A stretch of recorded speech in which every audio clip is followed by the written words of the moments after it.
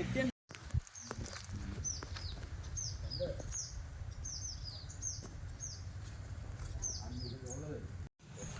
లేదు లేదు ఇప్పుడు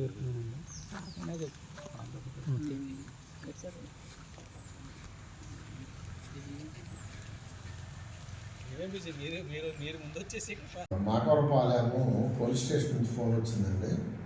నేను బయ్యవరం దగ్గర వెహికల్ ఒకటి పట్టుకున్నాం టేక్ కర్తో. అది మా స్టేషన్ తీసుకొని వచ్చాము. ఫర్దర్ యాక్షన్ మీరు తీసుకోండి అనేసి మాకు ఫోన్ చేశారు ఎస్ఐ గారు. చేస్తే ఇమీడియట్గా నేను స్టాఫ్ను పంపించి వెహికల్ మా కాంపౌండ్కి తెచ్చాను. స్టాఫ్కి ఆదేశాలు ఇచ్చాను. డీటెయిల్గా ఎంక్వైరీ చేసేసి పీఆర్ ఇష్యూ చేసి డీటెయిల్గా ఎంక్వైరీ చేసేసి కేసు రికార్డ్ సబ్మిట్ చేయమనేసి ఆదేశాలు ఇచ్చాను. అంచనాగా ప్రాపర్టీ వాల్యూ ఎంత ఉంటుంది? అంచనాకు అని అంటే 26 మొక్కలు జస్ట్ ఇప్పుడే వాళ్ళు పిలిచారు. 26 మొక్కలు వచ్చాయండి. 26 మొక్కలకి 36,000.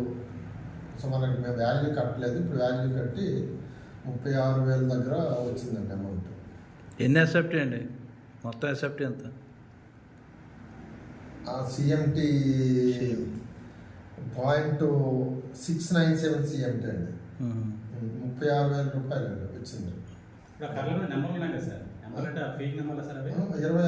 మేము వేసిన నెంబర్లు అంటే మేము వాల్యూ కట్టేటప్పుడు లాగ్ వైజ్ నెంబర్లు వేస్తాం. ఆ నెంబర్ల ప్రకారం 26 నెంబర్లు వచ్చాయి. 0.7 సిఎంటీ రఫ్గా 36,000 వాల్యూ వచ్చింది. ఏ మిల్లుకి సంబంధించింది సార్? ఇది ఏ మిల్లు పరిధిలో సార్? ఏ సామిల్లు ఓనర్లు ఏం చేస్తున్నారా లేదా బయట వాళ్ళు సార్? అది మేము ప్రిలిమినరీ ఎంక్వైరీలో ఒక రైతు ఆయన గృహంకు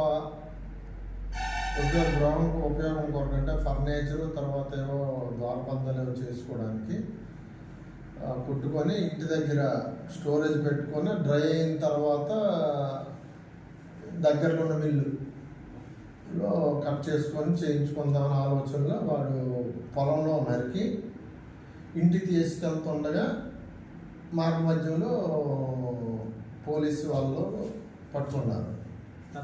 అది ఎంతలో పెట్టి మా గార్డు కూడా ఆయనకి ఇన్ఫర్మేషన్ వచ్చిందంట.